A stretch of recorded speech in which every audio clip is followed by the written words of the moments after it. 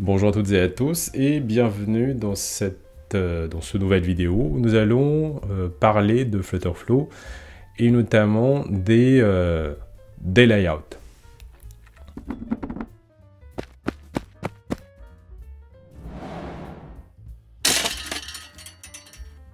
Si vous venez du monde du design, donc vous avez certainement l'habitude d'utiliser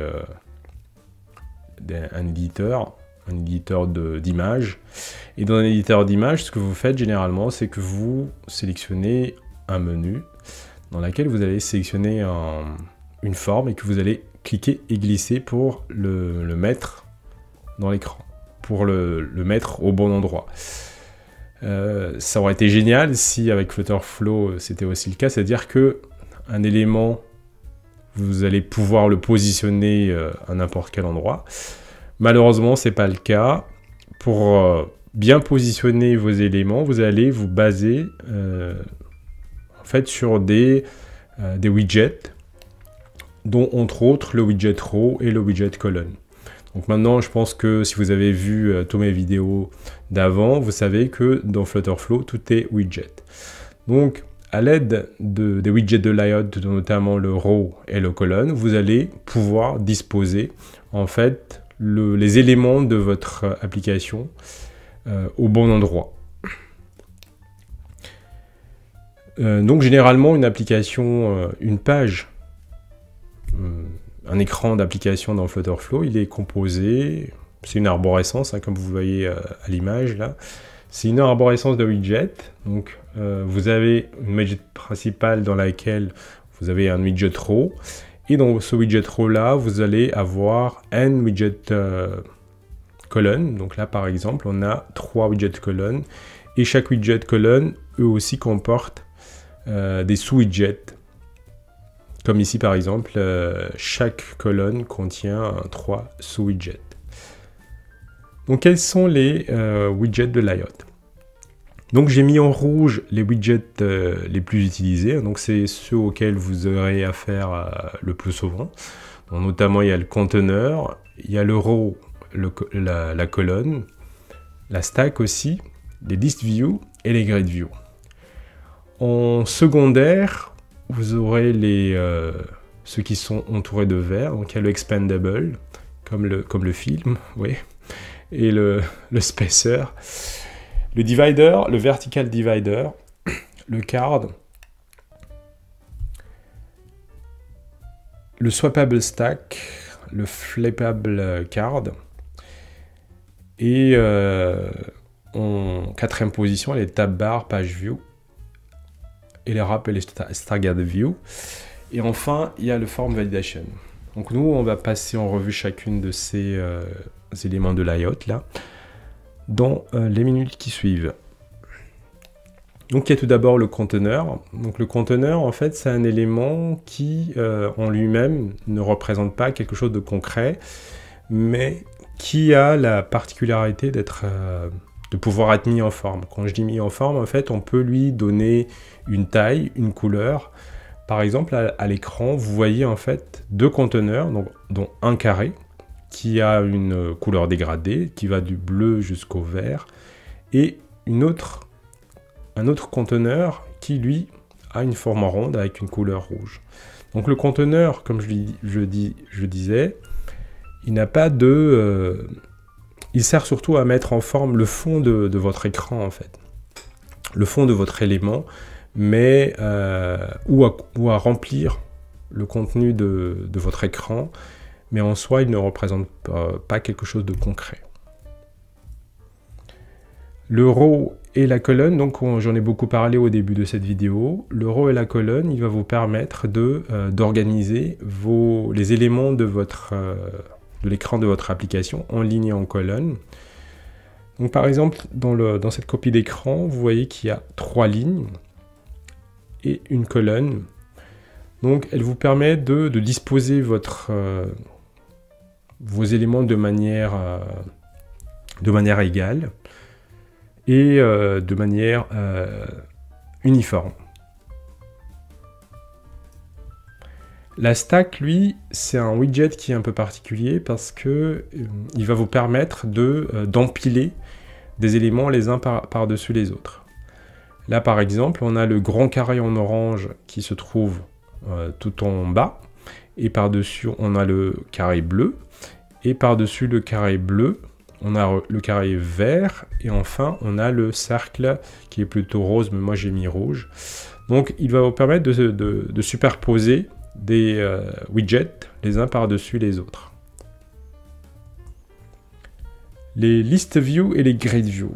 Donc la différence entre la colonne et le row, c'est que la colonne et la row, ils sont destinés à contenir au maximum entre une dizaine et une vingtaine d'éléments, alors que la list view, en fait, c'est une colonne qui peut contenir une infinité d'éléments. Donc c'est plus optimisé si vous avez par exemple une liste dont vous ne connaissez pas la taille qui peut prendre une taille infinie, vaut mieux partir sur une list view que plutôt sur une colonne. La grid view, c'est l'équivalent de list view, mais permet d'afficher sous forme de grille, donc de grille verticale et de grille horizontale. Là, par exemple, j'ai configuré pour qu'on ait une grille de 3 éléments. Bien entendu, vous allez avoir la possibilité de configurer la taille de cette grille-là au niveau horizontal. Expandable, bon, j'en ai fait un peu la blague tout à l'heure, mais il ne s'agit pas du film, mais il s'agit d'un widget qui est préconstruit et qui vous permet en fait d'avoir un affichage succinct, et une fois que vous cliquez sur le petit bouton qui est là, d'avoir un affichage détaillé. Donc ce widget là, il est fourni par défaut dans Flutter. Vous n'avez pas besoin, si jamais vous avez dans votre application besoin de faire un truc similaire, en fait, vous avez juste à utiliser le widget Expandable. Le spacer, lui, il permet de rajouter de l'espace entre deux widgets lorsqu'on est dans une colonne ou dans une ligne.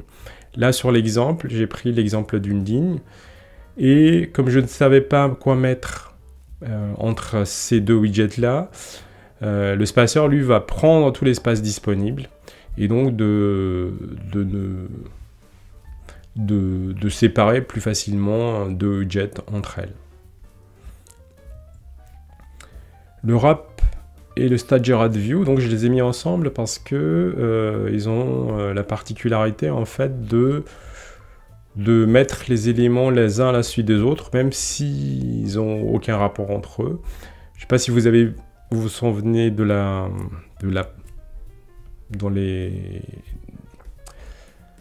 au début de cette vidéo, mais lorsque c'est en ligne et en colonne, c'est organisé de manière très uniforme, alors que en mode wrap et en mode staggered view, en fait, il n'y a pas vraiment d'ordre logique, d'alignement en fait. Il n'y a pas d'alignement au niveau des widgets qui sont wrappés ou qui sont mis dans le staggered view.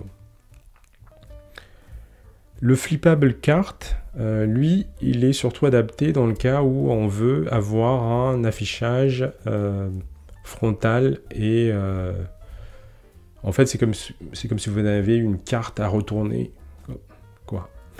Donc là, par exemple, sur cette copie d'écran là, si vous cliquez sur le back là, il y a le front qui va s'afficher, et inversement, si vous cliquez sur le front, il y a le back qui va s'afficher. Donc ça permet par exemple de créer des jeux de type memory ou en petite... je ne sais pas quelles sont les autres possibilités de création d'applications avec ce widget là. Alors il y a le swappable stack. Donc swappable stack, si vous êtes abonné chez Tinder, c'est une application en fait qui vous permet en fait c'est l'équivalent du swipe de Tinder, c'est-à-dire que si vous swipez à droite, vous likez, et si vous swipez à gauche, vous dislikez. Ce widget là, j'aurais dû le mettre en début parce que c'est un des widgets principaux aussi. C'est à peu près un équivalent du conteneur, à la différence que par défaut, ils mettent une ombre par défaut qui permet une surélévation plutôt, qui permet de mettre en valeur la carte. La tab bar, c'est un widget qui permet de rajouter des tabs comme vous le faites via votre navigateur par exemple. Et chaque élément du tabs en fait est cliquable et permet d'accéder à une nouvelle page. Il y a le page view. Le page view, généralement, on le retrouve lorsque... C'est généralement la première fois que vous allez utiliser une application, ben en fait, il y a un page view qui s'affiche, qui va vous faire une présentation de l'application et qui va peut-être vous demander de pré-remplir des informations avant que vous puissiez utiliser l'application. La form validation, moi je suis un peu surpris qu'il l'ait regroupé dans la liste des widgets de layout, mais en gros il sert à valider un ensemble de formulaires entre elles. Donc généralement ce qu'on met dedans c'est un ensemble d'éléments de formulaire. Donc là j'ai mis par exemple 2 zones de texte et un bouton.